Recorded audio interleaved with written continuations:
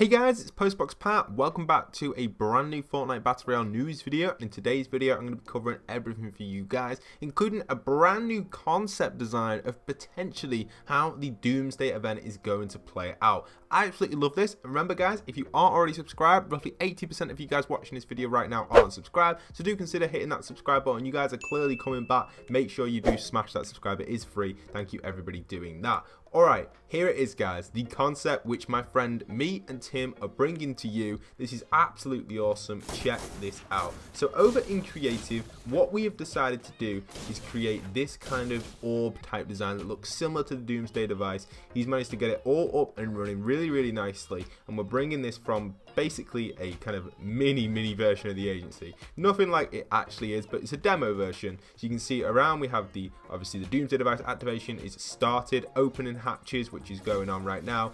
Heating up the Doomsday device is happening next, and you start to see the lightning effect go around the Doomsday, and suddenly the hatches begin to open fully and the laser beams shine up the purple glow, and the storm is formed in the sky and it's firing up clouds. And then obviously something is overheating here, bit malfunctioning as well, and obviously something goes wrong and the Doomsday device right here in this gameplay gets corrupted, explodes, and obviously everything around it has been destroyed. So really nice little concept there. It's only a concept design, but I loved it, and just the idea of that storm effect and these lasers and the beams are absolutely awesome. So guys, seriously, you should definitely consider just generally thinking this is potential as how the Doomsday device could play out, because generally it could be. Obviously it'll be a lot more exaggerated than this simple creative demo, but I just want to thank Tim for this demo. It's absolutely lovely and I absolutely love the design for it. So great idea and really cool concept there.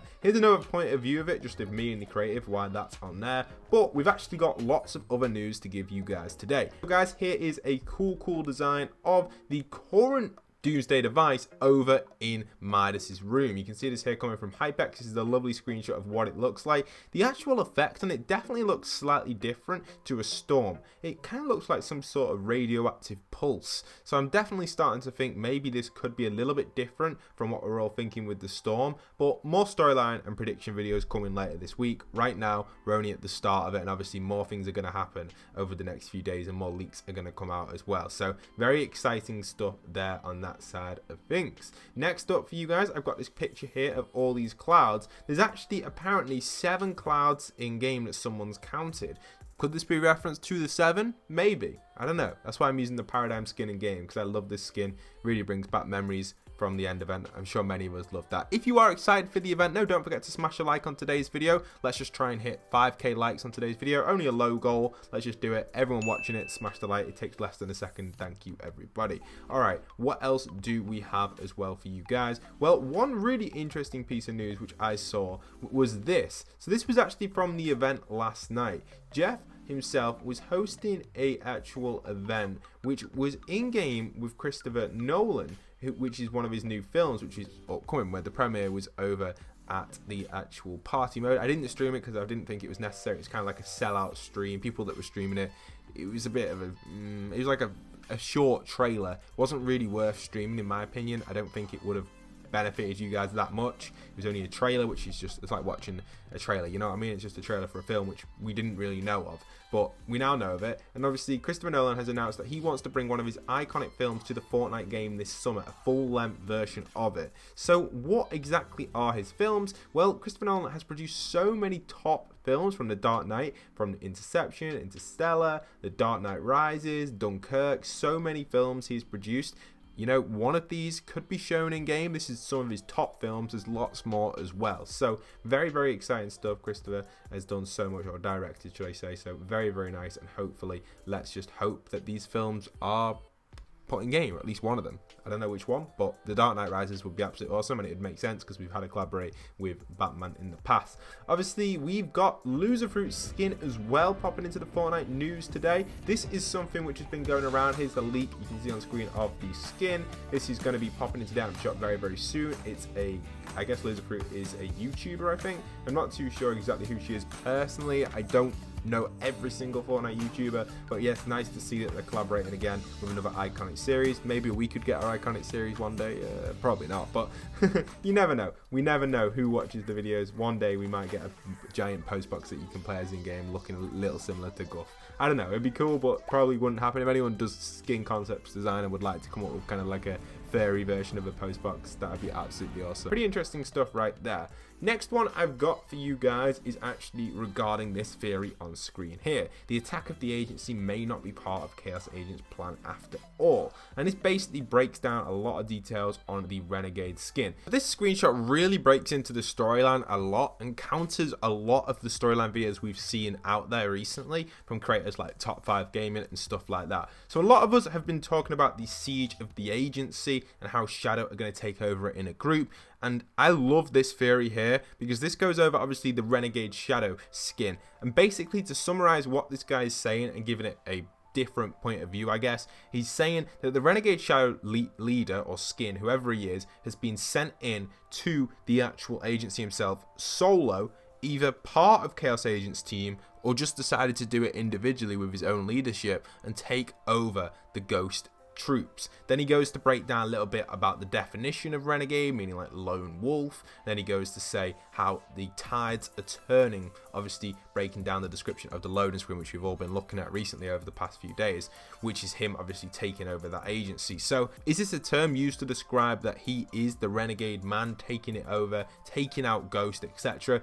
We've got to consider he does have a Ghost variant though, so that's interestingly enough, but I guess every skin does have a Ghost variant. You got obviously Shadow Midas and Ghost Midas, and he does relate this to as if Midas is currently in control of Ghost. That's why I like this. That's what I mean by it counters all the theories we've been seeing. A lot of people have been saying that Midas has gone rogue, Midas has done this, Midas has done that, or is it just so simple that Midas is simply still Ghost? Like when you land at the agency, he's still Ghost.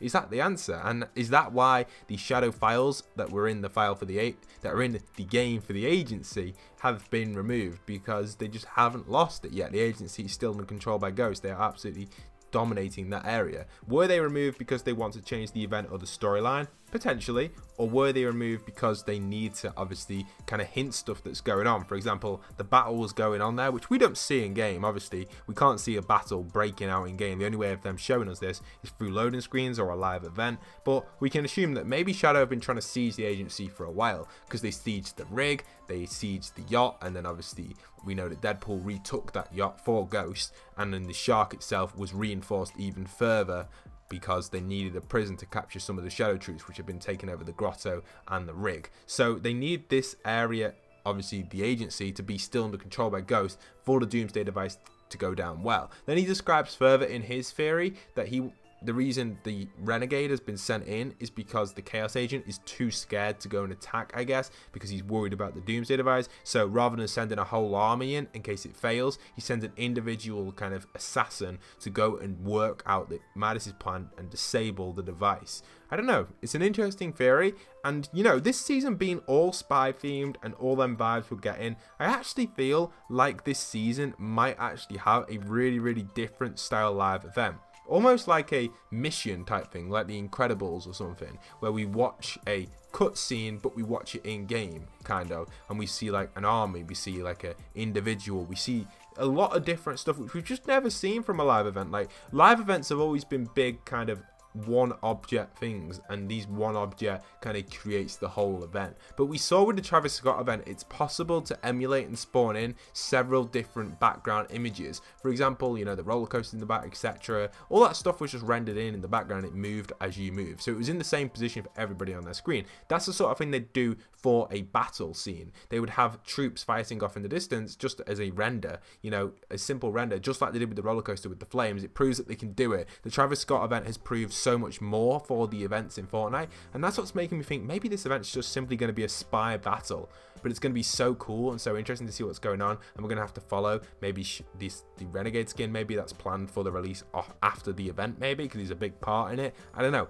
who knows, because we know in the past with the Mecha Team Leader, that was the release of the kind of Floss rip-off version, I guess, with the one arm, because his arm gets destroyed, doesn't it, in the fight between the monster. So maybe this could be a big part of the storyline. Anyway, that's it for today's video. Thank you so much for watching, everyone. Make sure you smash that like, make sure you smash that subscribe. More storyline video theories coming very soon. That's just a little insight to what I'm going to be breaking down even further in future videos. So get ready for them, guys. Make sure you smash that notification bell and keep up to date with everything on the channel. Thank you everybody for watching right to the end. If you've made it right to the very end of the video, comment down below Ghost Midas. I don't know why, just do it. Thank you so much. Much love and respect. I'll see you guys on the other videos on screen right now.